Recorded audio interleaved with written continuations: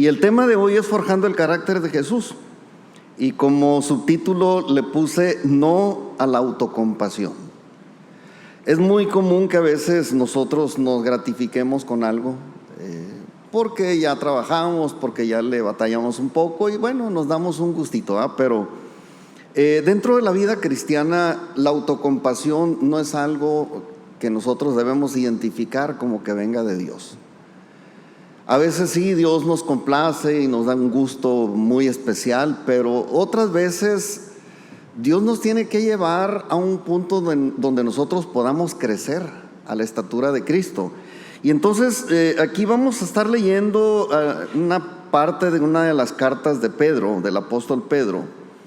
Este hombre escribió una primera carta a todos los creyentes que estaban sufriendo persecución en el primer siglo de la iglesia. La iglesia apenas comenzaba y no les estaba yendo tan bien a los cristianos de ese tiempo. Había mucha adversidad, tanto el gobierno como el judaísmo estaban en contra de la iglesia cristiana por el simple hecho de que se les estaba acabando el trabajo y se les estaba acabando el ingreso. Es decir, el templo tenía sus gente que asistía, no le sacaban mucho provecho la gente que iba, pero sí el sacerdocio y todos los servidores del templo le sacaban mucho provecho. Era un negociazo aquello. Por otro lado, el rey Herodes en ese tiempo estaba arreglado. De hecho, el papá de él mandó a hacer el templo otra vez, a reconstruir el templo, y aquello era un negocio. Cuando la iglesia empieza a surgir y empieza a aportar soluciones reales, de gente enferma que sanaba, de gente con problemas que eran resueltos, de gentes endemoniadas que eran liberados, de muchas vidas transformadas, pues, cosa que no había sucedido en muchos siglos, por lo menos en 4 siglos no había sucedido eso.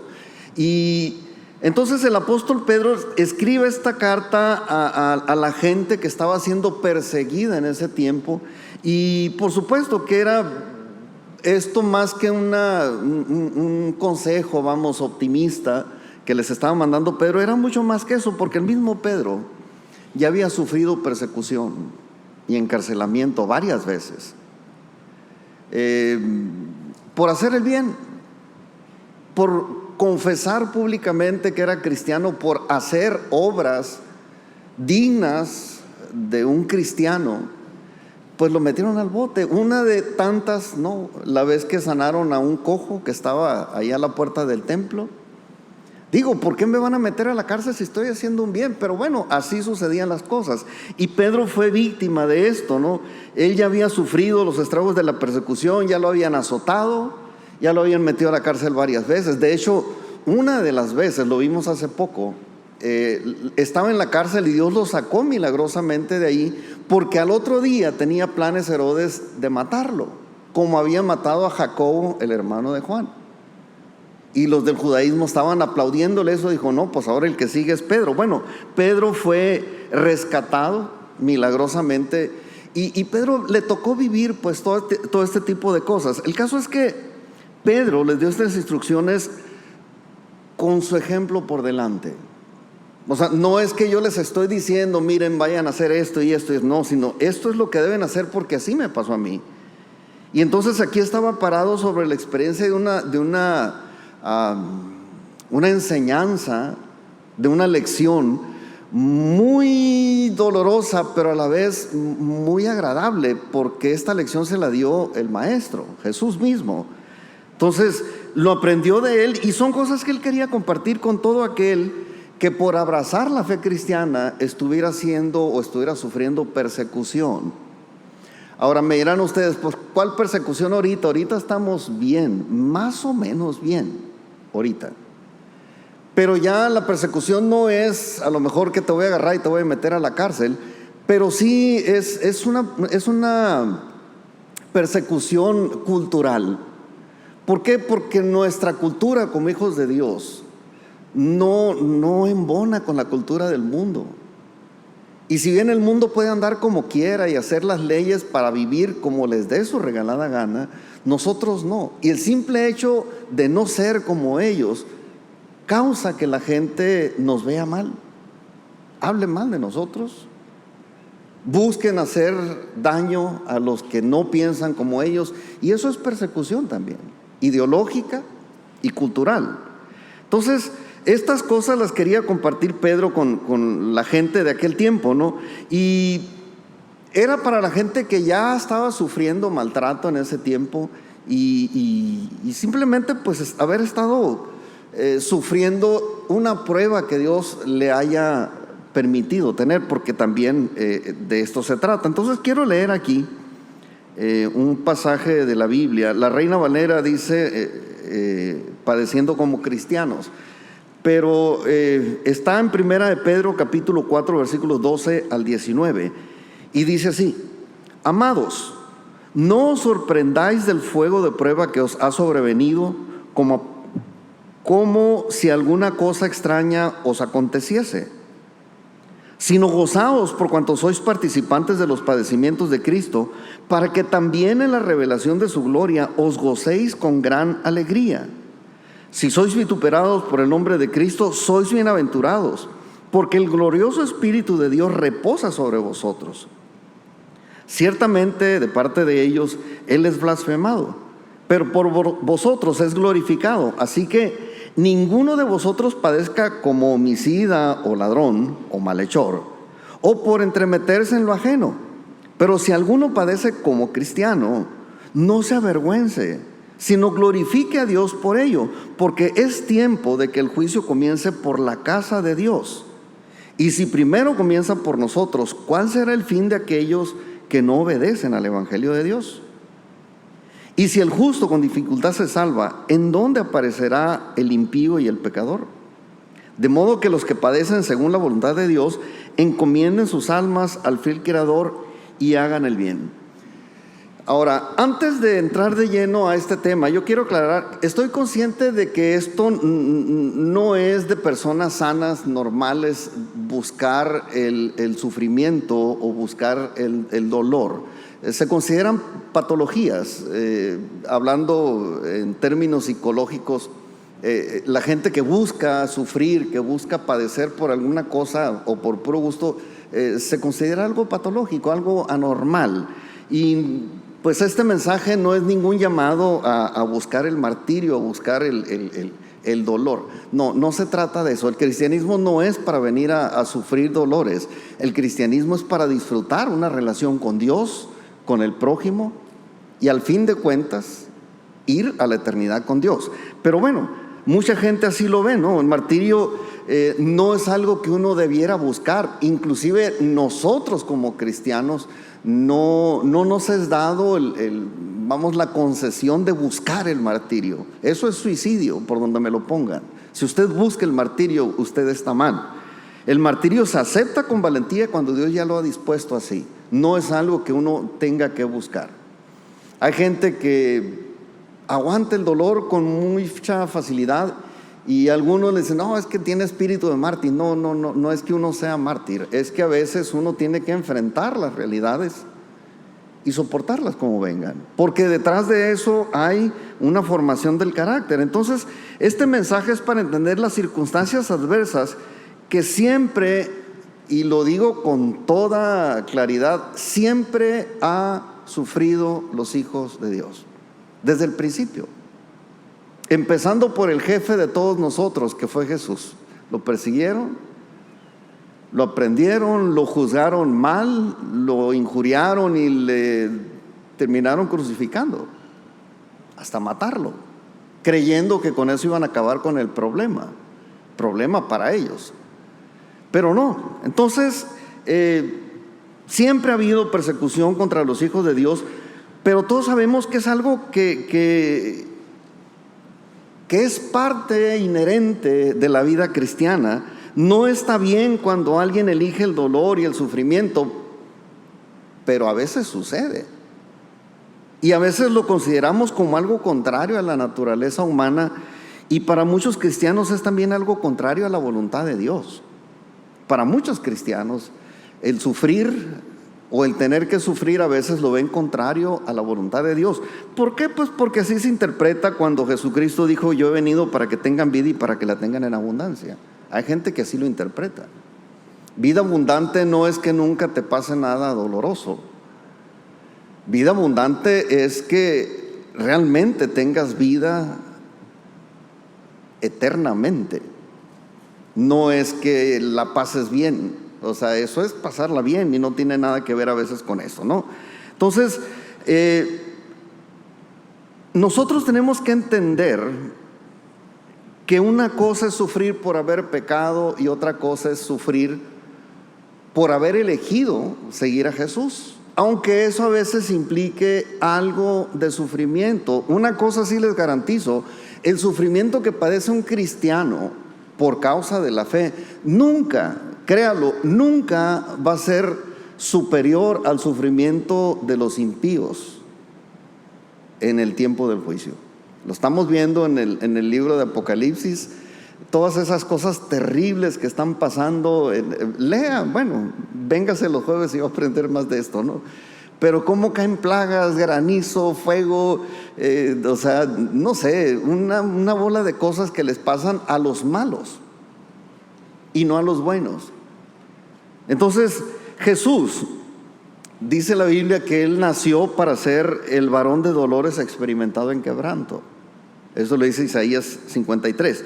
Pero Él decidió padecer de esta manera. Él, por someterse a la voluntad del Padre, dijo: está bien, si de esto se trata, yo lo hago, yo le entro.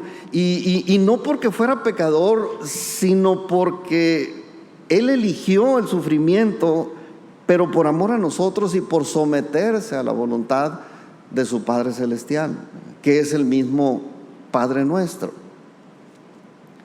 Entonces no es que Jesús dijera: yo quiero sufrir, yo quiero batallar.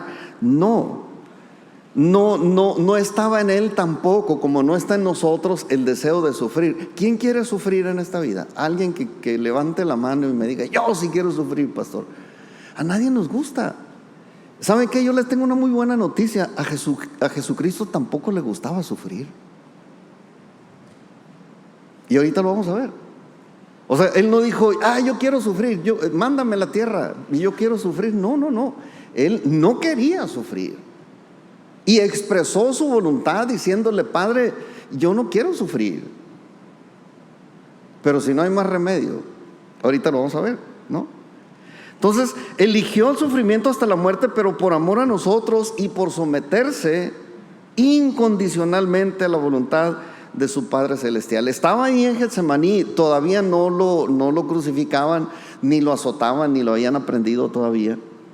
Estaba orando ahí en Getsemaní, y ahí en Getsemaní le decía al Padre: Padre, si quieres, pasa de mí esta copa, pero no se haga mi voluntad, sino la tuya. Eso está en Lucas capítulo 22, versículo 42 y 43. Le puse aquí los dos versículos porque quiero que entienda que Dios tiene control de todo, aún de nuestro sufrimiento. Dice Lucas 22, 42 y 43, diciendo: Padre, si quieres, pasa de mí esta copa, pero no se haga mi voluntad, sino la tuya. ¿Qué estaba diciendo? Pasa de mí esta copa, porque esa es mi voluntad, que esta copa pase de mí, o sea, que yo no la tenga que beber. Esa era la voluntad de Jesús. Pero dice: de todas maneras, considera que es mi deseo, pero que no se haga mi voluntad, sino la tuya.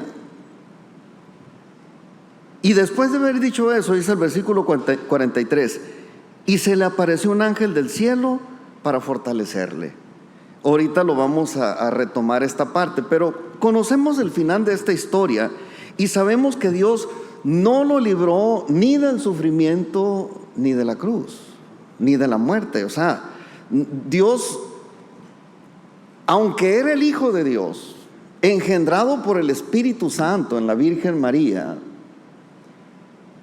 el único ser perfecto que ha existido y que ha pisado la tierra por milenios, desde que la tierra fue creada, Dios dijo: no, eso es tu deseo, quieres que pase esa copa de ti, pero ese es tu deseo. Mi deseo es que sigas adelante con el plan. Y no lo libró del sufrimiento ni de la muerte. Sin embargo, alterno a esto, dice, no te voy a librar de la muerte, no te voy a librar del sufrimiento, pero te voy a resucitar y vas a permanecer a mi diestra para siempre. En la figura de Jesús, en la figura humana. Esto es una buena noticia para nosotros, porque finalmente esa era la buena y agradable y perfecta voluntad de Dios para Jesús.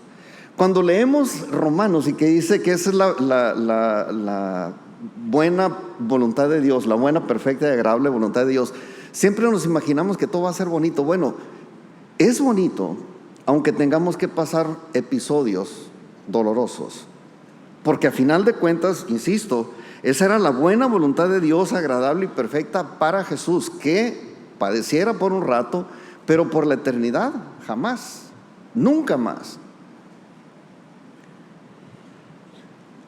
No se trataba la buena voluntad de Dios de los azotes, no se trataba la buena voluntad de Dios de los clavos en las manos y los pies, no se trataba la buena voluntad de Dios el abandono, la tortura, no se trataba la buena voluntad de Dios inclusive la muerte de Jesús, no se trataba de eso, pero no había otra persona sin pecado con la que Dios pudiera contar para poder redimirnos a nosotros. O sea, era un precio muy alto que se tenía que pagar por el pecado de la humanidad. Dios tenía que castigar el pecado y lo castigó en Jesús. Jesús tomó eso. Él era el único que, yo diría, el único que tenía ese capital espiritual suficiente para pagar la factura por el pecado. O sea, nadie más era perfecto, nadie más había vivido sin pecado, solamente Él podía hacer esto. Y como que Dios le dijo: mijo, no te me rajes, no te me rajes, va a ser un momento, no te van a torturar por más de un día. Y sí, desde la madrugada lo agarraron, se lo llevaron, lo encarcelaron. Bueno, no lo encarcelaron, lo enjuiciaron así a la mala, lo azotaron y ya para en la tarde se lo llevaron a crucificar. Cargando la cruz, lo azotaron, le pusieron corona de espinas, lo clavaron. Un día. No duró 24 horas el martirio de Jesús. Comparado con la eternidad, que vas a ser no cualquier persona a mi lado, vas a ser quien gobierne el universo. Y eso obviamente era mucho que hablar, ¿no? Por eso Jesús tomó la decisión de sufrir nuestro castigo y morir en nuestro lugar. Nadie más lo podía hacer, solamente Él. Ahora, hay algo aquí muy interesante en esto, porque Jesús en su sufrimiento nunca aceptó la compasión de los hombres. Y es aquí donde ya empezamos a entrar en materia. Porque generalmente cuando a alguien le duele la cabeza, ¿qué hace?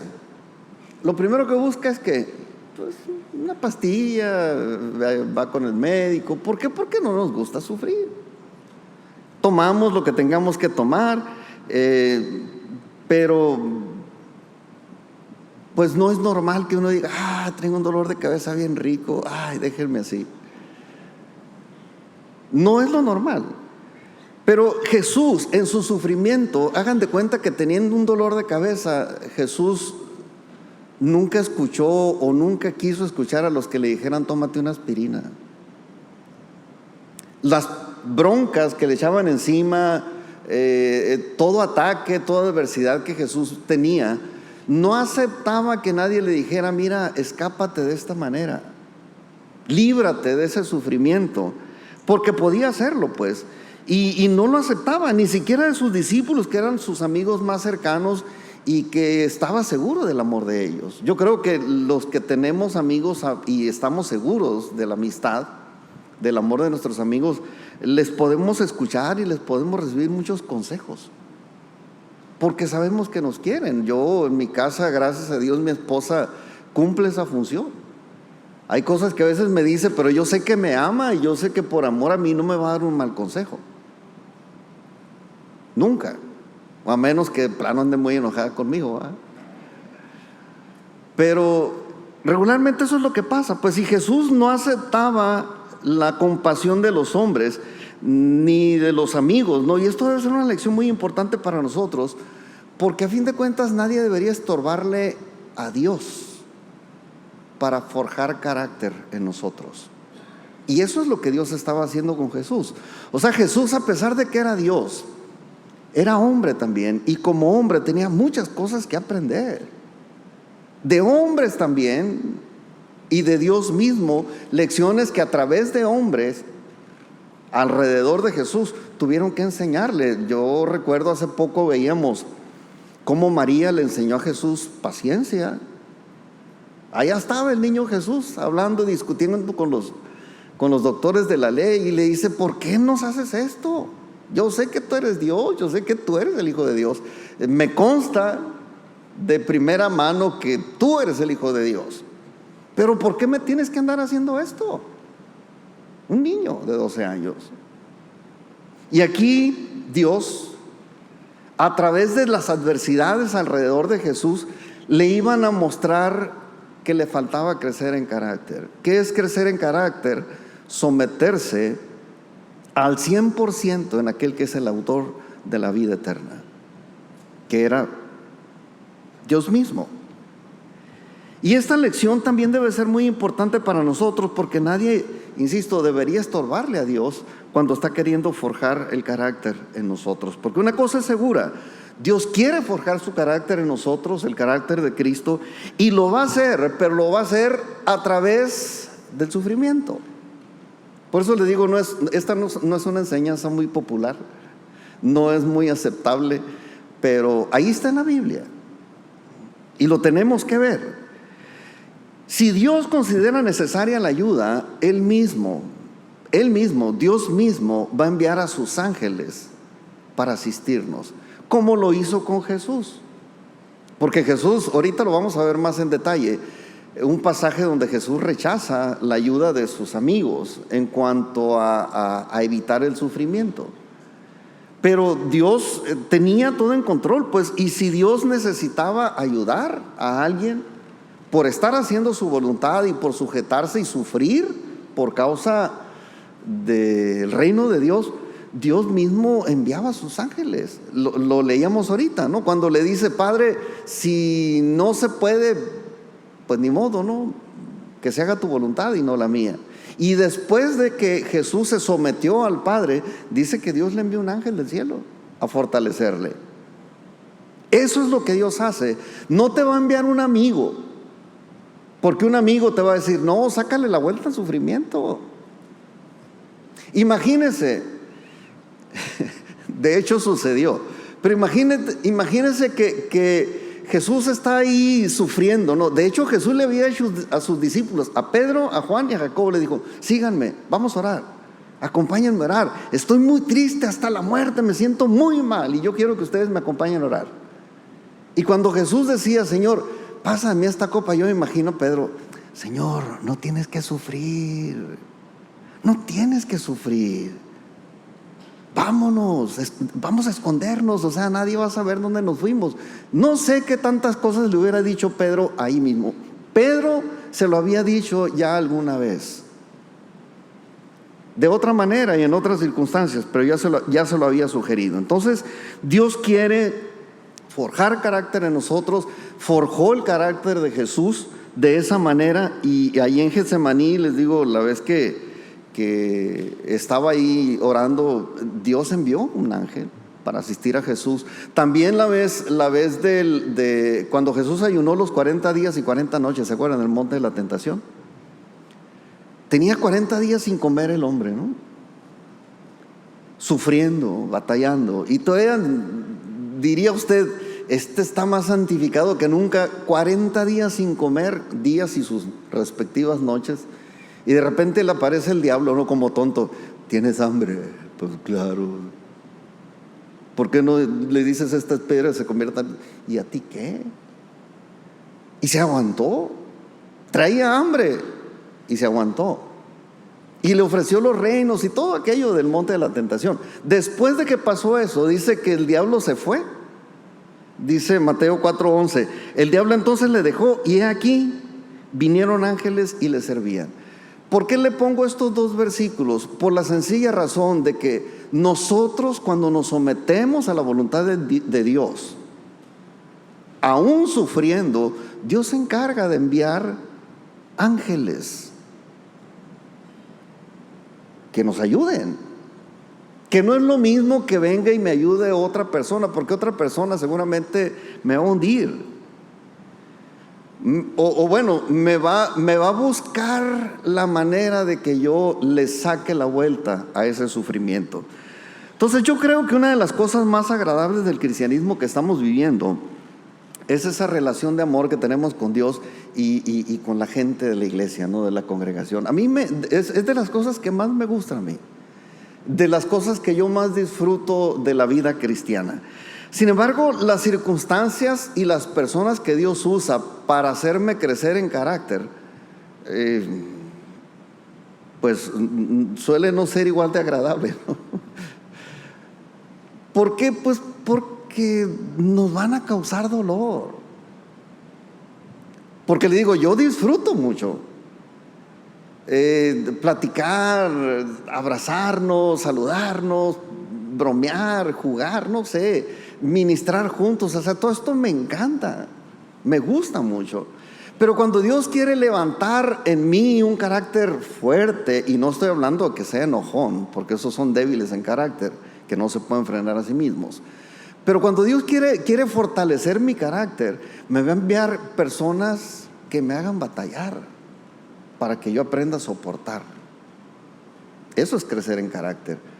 Y entonces las circunstancias, las personas que Dios va a usar para forjar mi carácter, en la manera como lo forjó en Cristo, no van a ser igual de agradables. Y aquí hay un problema serio que nosotros tenemos que identificar, porque la gente de nuestra simpatía puede obstaculizar esa parte del proceso.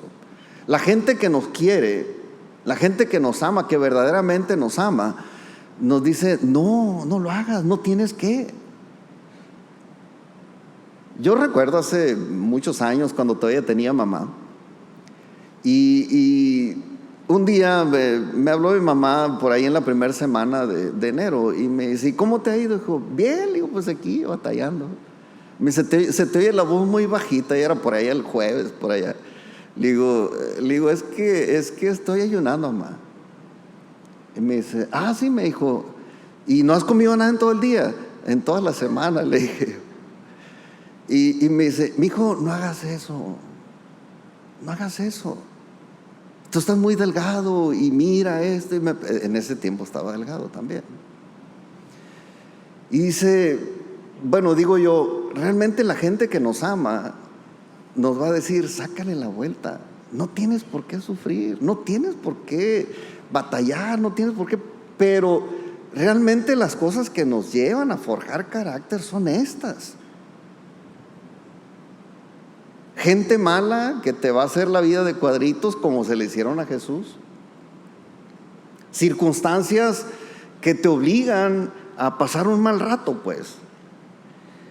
Y creemos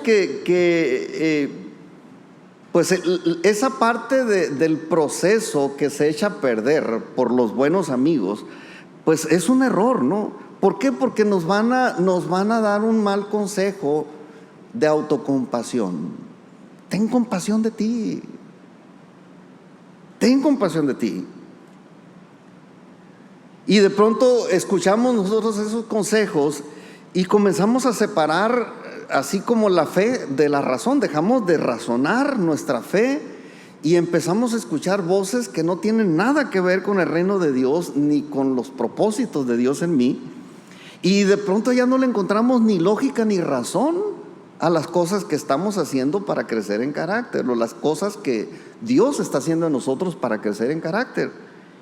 Y entonces, al alejarnos de Dios, estamos rechazando el dolor y estamos dejando de crecer en carácter. ¿Por qué? Porque es Dios el que está trabajando en nosotros a través de las circunstancias y de las personas a nuestro alrededor. Y lo peor es que a veces hasta comenzamos a pensar mal de Dios. Digo, si escuchamos el consejo de los buenos amigos, y digo buenos amigos, No estoy hablando de los malos amigos, estoy hablando de los buenos amigos. Si escuchamos ese consejo, empezamos a pensar mal de Dios y decimos, bueno, sí es cierto, realmente creo que Dios me está haciendo la vida de cuadritos. Ya no siento ese amor de Dios, siento que Dios está siendo muy duro conmigo, ¿no? Hay gente que así lo dice. Otros que dicen, la verdad es que me iba mejor cuando no era cristiano, perdón. Gente que lo piensa, ¿no? Y a veces nosotros nos dejamos llevar por ese mal consejo de ten compasión de ti. No seas así, mira, no se trata de eso. Y la verdad es que si nos ponemos a razonar y a pensar, es que queremos ser poderosos como Jesús, hacer milagros, sanar enfermos y ayudar, amar a los demás. Pero evitamos el sufrimiento que produce alcanzar su estatura espiritual. Quiero ser como Jesús, pero nada más el área del poder, no el área del carácter. O sea, quiero que me vaya bien, quiero que la gente me reconozca, pero no quiero sufrir. Lo que implica que yo crezca a esa estatura y a ese nivel. Y esa es la parte difícil del cristianismo. Pero déjenme decirle que aunque es la parte más difícil, es la parte que más le agrada a Dios, no por nuestro sufrimiento, sino por nuestro crecimiento en carácter. Dios le gusta vernos crecer. Para eso nos creó, para que crezcamos, para que lleguemos a la estatura y a la plenitud de Cristo. Y de pronto nos quedamos chaparritos y así como que ya se empieza a preocupar el Señor y dice, ahorita le voy a mandar unas broncas para que crezca. O voy a permitir que le lleguen algunas broncas, ¿no? Pero miren, aunque esto es difícil, es parte del mismo paquete, pues viene en el mismo combo de la salvación y del crecimiento y de la vida eterna. El sufrimiento es parte del cristianismo. Y lo digo con toda claridad porque Jesús lo modeló así. Él vivió este tipo de cosas. Entonces, y Jesús al mismo tiempo enseñó a sus discípulos que la autocompasión y la autocomplacencia no es de Dios. No es de Dios. Y en algún momento categorizó la autocompasión como algo de origen diabólico. Ahorita se lo voy a leer. Estamos en Mateo 16, versículos 21 al 24. Aquí estaba Jesús con su amigo Pedro, que ya les decía, imagínense si hubiera estado el día que Jesús estaba orando que pasara la copa de él, le hubiera echado a perder todo el proceso, ¿no? Pero Mateo 16, versículo 24 dice, desde entonces comenzó Jesús a declarar a sus discípulos que le era necesario ir a Jerusalén y padecer mucho. Y yo resalto aquí padecer mucho, no era padecer nada más, no era batallar un poquillo, era padecer mucho de los ancianos, tan tiernos que son a veces los viejitos, ¿verdad? De los ancianos, de los principales sacerdotes y de los escribas, todos confabulados para hacerle la vida de cuadritos a Jesús. Y dice, y ser muerto y resucitar al tercer día. Entonces Pedro, tomando parte, comenzó a reconvenirle diciendo, Señor, ten compasión de ti. O sea, yo admiro a Pedro, ¿no? Era bonachón Pedro, ahí donde ustedes lo ven, Pedro era bueno. Y quería que Jesús no sufriera, pues si era el maestro, pues, y lo quería. Y le dice, Señor, ten compasión de ti, en ninguna manera esto te acontezca. Pero él, o sea, Jesús, volviéndose dijo a Pedro, quítate de delante de mí, Satanás, me eres tropiezo, porque no pones la mira en las cosas de Dios, sino en las cosas de los hombres. Y Jesucristo, aquí en su papel de Salvador del mundo, créame que no necesitaba la compasión de nadie, ni siquiera la de él mismo. A eso venía. Nunca discutió él tratando de evitar el dolor o de defender su reputación, nunca lo hizo. Yo veo a un Jesús trabajando, sanando enfermos, ayudando, siempre haciendo. Y la gente hable y hable de Jesús, y una turba de malandrines del templo, servidores del templo, detrás de Jesús para ver en qué le hacían caer para dar lata. Y Jesús los ignoraba. O sea, ¿cómo voy a perder mi tiempo? Decía Jesús, yo me imagino que pensaba, ¿cómo voy a perder mi tiempo creyéndome defender cuando hay un montón de cosas que hacer? Y él seguía trabajando y la gente dando lata, ¿no? Pero en su papel de salvador del mundo, les digo, Jesús no necesitaba la compasión de nadie. Nunca discutió para defenderse, o su propia comodidad, pues nunca lo buscó. No era esa su función. Y como le digo, sí, qué bueno que Pedro se solidarizó con Jesús, pero detrás de aquella sugerencia de Pedro, Jesús identificó algo más que el buen deseo de un amigo. Escuchó la voz del diablo mismo. Por eso le digo, los amigos nos pueden sacar del propósito de Dios, de que crezcamos, de ayudarnos a crecer en carácter. Y Jesús, les digo, no necesitaba ni siquiera buenos consejos durante su pasión y muerte. No era eso lo que Jesús necesitaba para pagar el pecado del mundo. A eso vino, y aunque no le parecía algo agradable todo lo que iba a sufrir, de todas maneras rechazó toda oferta humana para hacer la voluntad de nuestro Padre Celestial. Difícil, sí, muy difícil. Y por supuesto, pues, que él sabía que nadie en la tierra comprendía su propósito. Y esto es frustrante. O sea, saber que Dios me hizo venir con un propósito, estar aquí cumpliendo mi propósito, y que la gente me vea sufriendo y que yo no les pueda hacer entender, aunque se los diga, porque se los dijo varias veces a sus discípulos y tampoco lo podían entender. Y yo querer decirle a la gente y decírselo, pero que la gente no lo entienda, esto es frustrante. Y él sabía pues que nadie en la tierra comprendía su propósito, y por eso solamente aceptó la ayuda de su Padre y de los ángeles que el Padre le envió, nada más. Y por eso le digo, hay que estar alertas en todo esto. Cuando nosotros estamos metidos en problemas por buscar crecer en el reino de Dios, y por vivir la vida cristiana como debe de ser, Dios se encarga de enviarnos a quien nos tenga que enviar. Y generalmente, cuando se trata de crecimiento en carácter, nunca te va a enviar a un amigo, porque un amigo te va a decir, sácale la vuelta. Te va a enviar a lo mejor a alguien que te someta con mayor autoridad. Entonces la Biblia dice que el diablo usa el mundo y nuestros deseos carnales para seducirnos. Lo hemos visto varias veces, ¿no? Pero nuestro deber es esperar en Dios, sabiendo que a su tiempo Él nos va a sustentar y nos va a consolar. Y yo insisto, en su tiempo, en el tiempo de Dios. ¿Qué es lo que sucede? Dios nos llama a crecer en carácter, vienen las pruebas, vienen las dificultades, y mi responsabilidad es soportar, aguantar, y que sea Dios el que envíe ese consuelo y esa ayuda. No buscarla yo, porque mire, es muy fácil para uno buscar quien le venga a sobar la espalda. Quien le venga a decir a uno, mira, no tiene que ser tan así. Otros amigos te dicen, no te claves tanto, no es para tanto. Y sí lo dicen. A mí me ha tocado escuchar este mal consejo varias veces.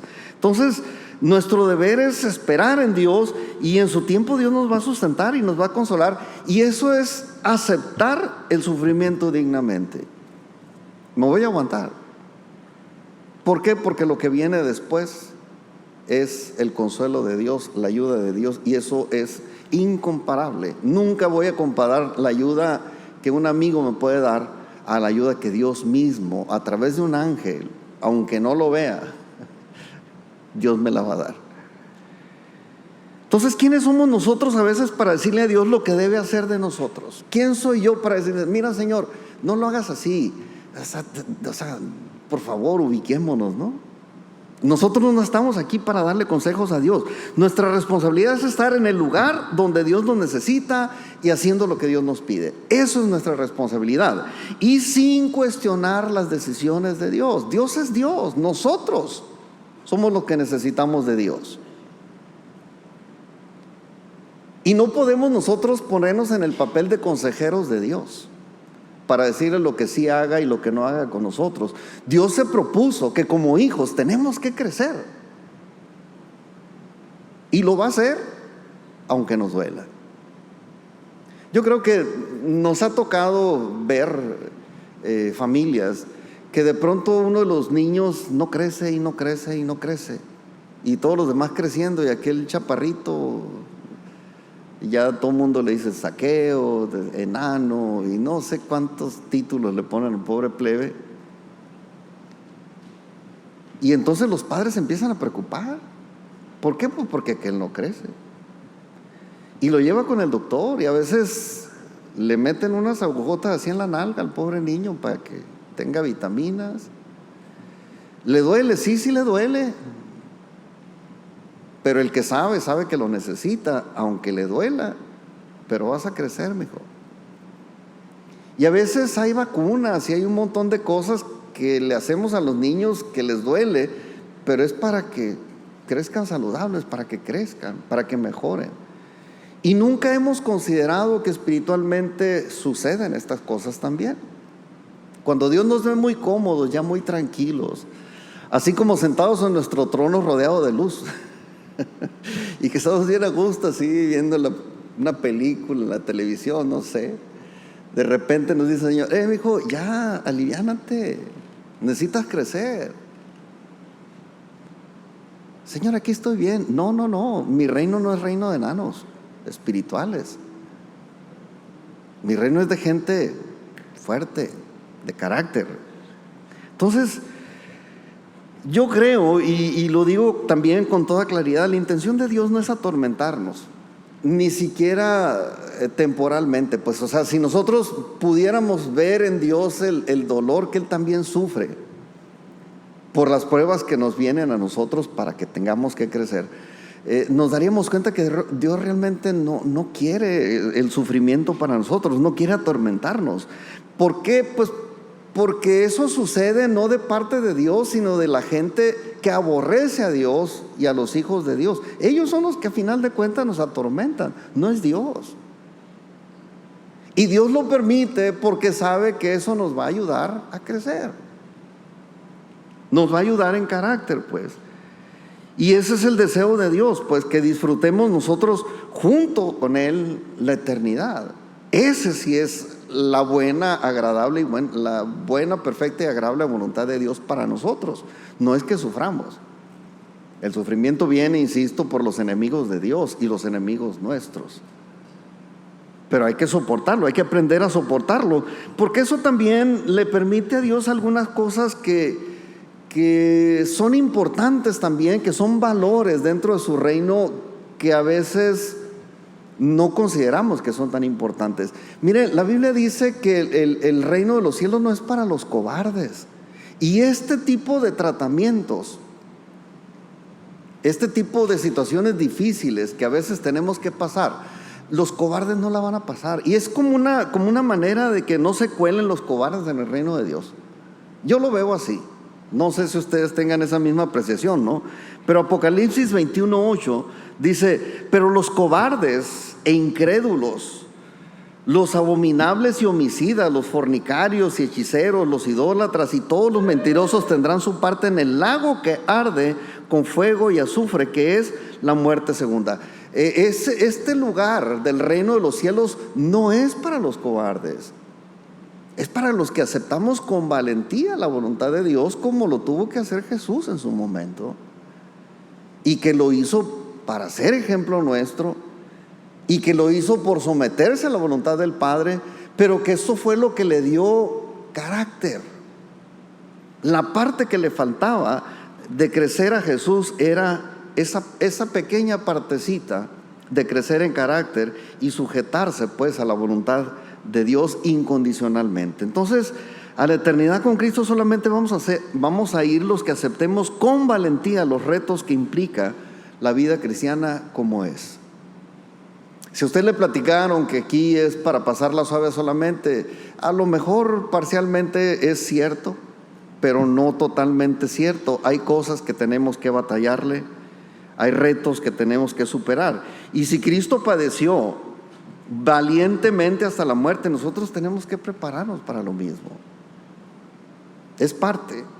Juan capítulo 15, versículos 18 al 21 dice: si el mundo os aborrece, sabed que a mí me ha aborrecido antes que a ustedes. Versículo 19 dice: si fuerais del mundo, el mundo amaría lo suyo, pero porque no sois del mundo, antes yo os elegí del mundo, por eso el mundo os aborrece. Acordaos de la palabra que yo os he dicho: el siervo no es mayor que su señor. Si a mí me han perseguido, también a vosotros os perseguirán. Si han guardado mi palabra, también guardarán la vuestra. Mas todo esto os harán por causa de mi nombre, porque no conocen al que me ha enviado. Entonces, estas palabras de Jesús, yo creo que no necesitan interpretación, ni comentario siquiera, ¿no? Entonces, tampoco pregunten cuándo se va a grabar esta persecución cultural que estamos viviendo, porque se va a grabar, se va a poner peor. Y esto es a manera de advertencia, no porque ya esté, pero ya estamos batallando con eso. Ya se están haciendo leyes para meter a la cárcel a los que hablen la verdad respecto a la equidad de género y ese tipo de cosas. ¿Por qué? Pues porque ahora los malos somos los buenos. Pero bueno, esto se va a grabar, pero sí tengo que decirles, no, yo no tengo una respuesta cuándo va a suceder todo esto. Solamente hay que mantenernos en integridad, viviendo los valores que hemos aprendido en la Biblia y ser valientes para dar testimonio de nuestra fe cuando Dios lo demanda de nosotros. Es tiempo de que tengamos esta disposición a crecer en carácter, aguantar lo que tenga que venir. Y pues Dios lo va a demandar de nosotros y tendremos que estar dispuestos a no pelear contra la gente pecadora y mala, porque esto es un consejo que Dios mismo nos da. Jesús lo dio, este consejo, y ahorita se los voy a leer. No tenemos que pelear contra la gente mala, tenemos que estar dispuestos a ponerle otra mejilla, a dejarle también el abrigo al que quiera quitarnos la camisa, a cargar 2 millas la carga que nos viene a llevar una, y a darle lo nuestro al que nos lo quiera quitar a la fuerza. Así de sencillo. Atentamente Jesús, ¿no? Esto lo enseñó Jesús en los inicios de su ministerio de enseñanza, ¿no? Allá en el Sermón del Monte, se los voy a leer para que no crean que yo se los inventé. Mateo capítulo 5 versículos 39 a 42 dice: pero yo os digo, y toma este consejo, tómelo, no resistáis al que es malo. Número 1. 2. Antes, a cualquiera que te hiere en la mejilla derecha, vuélvele también la otra. 2. 3. Y al que quiera ponerte a pleito y quitarte la túnica, déjale también la capa. Y el que sigue: y a cualquiera que te obligue a llegar carga por 1 milla, ve con él 2. Y al que te pida, dale. Y al que quiera tomar de ti prestado, no se lo rehuses. Esto es lo que Jesucristo dijo y es lo que más nos conviene hacer a su debido tiempo. No ahorita. O sea, no se trata de que salgamos y decirle a la gente, golpéame, quítame, saquéame. O sea, no. A su tiempo, solita la gente va a llegar. Usted no necesita invocarlos. Solitos llegan, ¿no? Donde vean una persona justa, ahí se va a remolinar los malos a querer hacer daño, ¿no? Y hay que tener cuidado, porque la gente que más nos ama puede convencernos de que esto no es lo correcto y que Dios está equivocado. La gente que nos ama es la que tiene esta tendencia a ayudarnos con un buen consejo y decirnos: no tiene que ser así. No tiene que ser así. Pero Dios no se equivoca, pues. Dios sabe muy bien lo que quiere hacer a cada uno de nosotros y no tiene en sus planes otra cosa que no sea forjar el carácter de Jesucristo en nosotros. Esa es su principal función, que la imagen y semejanza de Cristo esté en nosotros. Y si Jesús tuvo que vivir esto, siendo el primogénito de Dios, ¿por qué nosotros no? Aunque duela. Y tenemos entonces que decir no a la autocompasión y permitir que Dios trabaje en nuestro carácter como trabajó en el carácter de Jesús, que les digo no es fácil. Me da tiempo para hablar. Híjole, estoy recordando ahorita, y yo le comentaba a mi esposa cuando veíamos el candelabro, ¿se acuerda de los 7 espíritus de Jesús? Que era semejanza de la menorá, aquel candelabro que estaba en el altar. Yo le pregunto, ¿cuántos de ustedes saben? Eso representa a Jesús, y los 7, el candelabro de oro representaba a Jesús. Y yo les pregunto, ¿saben cómo hicieron ese candelabro? ¿Cómo se tenía que haber hecho? Amarrazos. No era una figura fundida, amarrazos. Anunciando precisamente con muchos años de anticipación cómo iba a ser forjado el carácter de Jesús. No lo vas a vaciar en un molde. No hay molde de ese tipo.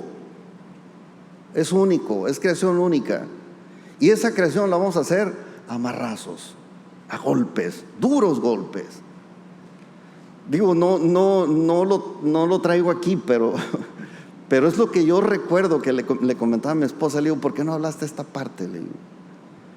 Pero así fue forjado el carácter de Jesús. Eso está en el libro de Éxodo, cuando hacen los utensilios para el templo, Éxodo 25, por ahí al final del capítulo 25 debe estar. Pero bueno, así fue formado Jesús. Y la autocompasión es un síntoma de inmadurez. Imagínese Jesús diciendo, no, mi hijo, pues necesitas crecer más todavía, no estás listo, mi rey. La compasión que la gente tiene de nosotros es una cosa, pero la autocompasión que nosotros aceptamos tener de nosotros mismos es un síntoma de inmadurez, es una evidencia de que no hemos adquirido el carácter de Cristo en nosotros. Necesitamos permitir que Cristo sea formado en nosotros. Dice Gálatas 4:19, hijitos míos, por quienes vuelvo a sufrir dolores de parto hasta que Cristo sea formado en vosotros. Ya déjense de niñería, le decía Pablo a los Gálatas. Porque estos cristianos de Gálatas, acuérdense que comenzaron en el espíritu, pero terminaron en la carne. Gálatas insensatos, ¿quién les enseñó, no? Entonces, hay que dejar que Dios trabaje hasta que Cristo sea formado en nosotros. Y quiero cerrar esta plática con un versículo que ya leímos al principio. Primera de Pedro, capítulo 4, versículo 19, dice: de modo que los que padecen según la voluntad de Dios encomienden sus almas al fiel Creador y hagan el bien. Miren, no se vale añadirle o quitarle a la palabra de Dios, pero yo aquí entre paréntesis le pondría: de modo que los que padecen según la voluntad de Dios no se dejen engañar, encomienden mejor, no se defiendan, encomienden mejor sus almas al fiel Creador y hagan el bien. Hacer el bien es vivir como Cristo vivió, haciendo la voluntad de Dios y estar dispuesto a soportar el sufrimiento necesario. ¿Para qué? Para crecer. Pero también orando por los que sepamos que están metidos en problemas, porque esa es la única solución que nosotros podemos dar a quien está realmente sufriendo por causa de Cristo, por causa de la verdad de Dios. Y es el mejor apoyo que les podemos dar nosotros a la gente, orar por ellos. Y este ejemplo yo también lo tomo de Jesús. Ustedes recuerdan aquella historia, esa fue la gran lección que Jesús le enseñó a Pedro para que Pedro escribiera estas cosas. Se la leo, está en Lucas 22, versículos 31 a 34. Dijo también el Señor: Simón, Simón, he aquí Satanás os ha pedido para zarandearos como a trigo. ¿Me oíste, Pedro? Satanás me pidió permiso para pegarte una zarandeada. Y yo me imagino que Pedro dijo: pero tú ya me vas a defender, ¿verdad? No, eso es Jesús. Ya oré por ti para que tu fe no falte. O sea, te va a tocar y te va a doler, pero vas a crecer. Yo he rogado por ti para que tu fe no falte, y tú, una vez vuelto, porque esto sí tenía certeza Jesús que lo iba a pasar, una vez vuelto, ve a tus hermanos. Él le dijo: Señor, dispuesto estoy a ir contigo, no solo a la cárcel, sino también hasta la muerte. Y él le dijo: Pedro, Pedro, te digo que el gallo no cantará antes que tú niegues 3 veces que me conoces. Y ahí continúa la historia, ¿no? Y esta parte es una de las grandes lecciones que le digo, Pedro tomó de Jesús, y como lo decía al principio, fue una de las lecciones más duras, pero a la vez más gratificantes, porque esto lo sostuvo en medio de la prueba. Cuando estuvieron a punto de matarlo, cuando estuvieron a punto de echárselo, cuando lo azotaron, estaba en la cárcel cantando, azotado y amarrado, y él feliz, o sea, fortalecido en Dios. Y fue una de las tantas cosas que le digo, le ayudó mucho a Pedro, y le gustó tanto toda esta lección que hasta la escribió para nosotros, ¿no? Para que cada uno de los lectores que tenemos por costumbre leer sus cartas, lo podamos aplicar a nuestra propia vida. Vienen tiempos difíciles, tengo que decirlo, vienen tiempos difíciles para el cristianismo. No es ahorita, no me pregunten cuándo, pero vienen tiempos difíciles para los que amamos a Dios, para los que queremos obedecer a Dios. Vienen tiempos difíciles, y estos tiempos son los que van a forjar en nosotros carácter. Mucho carácter. Nos va a ir bien a fin de cuentas, porque no nos va a ir tan mal como les va a ir a los malos. Eso sí se los puedo garantizar. También póngase de pie y vamos a orar.